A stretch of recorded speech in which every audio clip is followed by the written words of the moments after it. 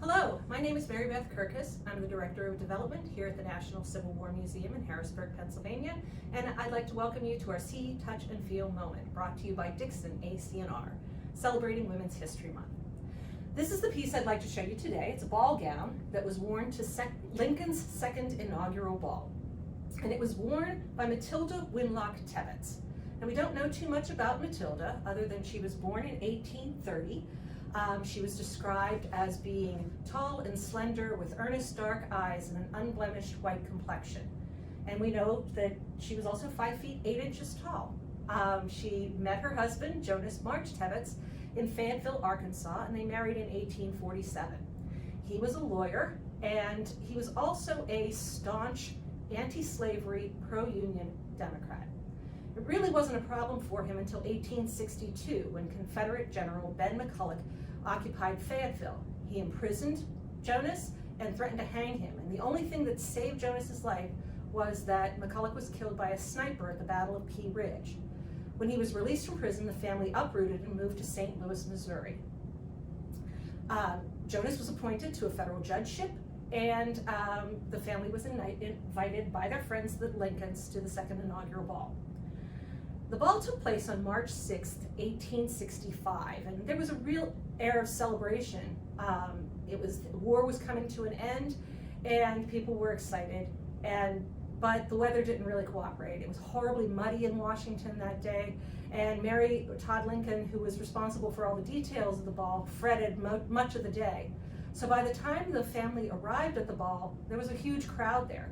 Admission was $10, and that admitted 1 gentleman and 2 ladies. Lincoln and his entourage sat down to dinner at a 250-foot banquet table that was covered with elaborate dishes, replications of historic buildings in Washington made out of pastry, and there were breads and meats and sweet dishes and pies. When they finished their dinner, they stood up and left, and then the $10 admission crowd sat on the table. It was a huge melee. There was food everywhere. Dishes were broken. Women's dresses were ruined, but they cleared the mess, and dancing started. We know that Lincoln did dance with Matilda that evening, and then not too long after the Lincoln family retired, they left through some back passages in the building and out a side entrance. But the rest of the crowd stayed and danced until dawn on March 7th. I'd like to think that the Tebbettses were among that group. Now let's take a really close look at this gown. It's made of gold moire silk and trimmed in handmade Belgian lace. The gown is 3 pieces. There is the skirt, the bodice, and then the sash. The skirt measures 42 inches from waist to hem in the front, and then has a 26-inch additional train at the back. It's pieced together in 7 gored panels. Goring is where the panels are cut narrower at the top and wider at the bottom. When they're put together, they form that famous bell shape of the hoop skirt that was the fashion of the Civil War era. The skirt is attached to the bodice with hook and eye, and the bodice, you can see, is trimmed at the cuff and the neck with Belgian lace. It closes with brass hook and eye closures, and then is decorated with 3 hand crocheted buttons at the top.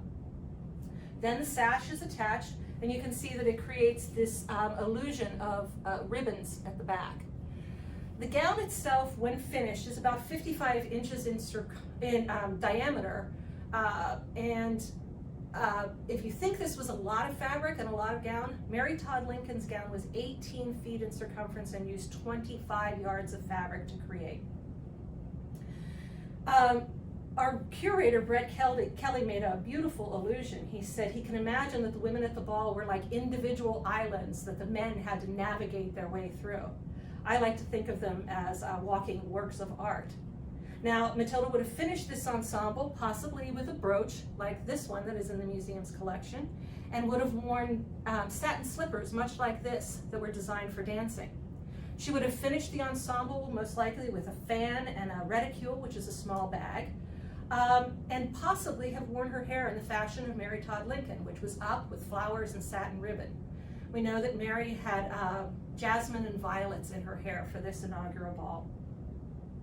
We are so honored to have this piece in the collection, since we don't know too much about the Tebbettses, or at least Matilda.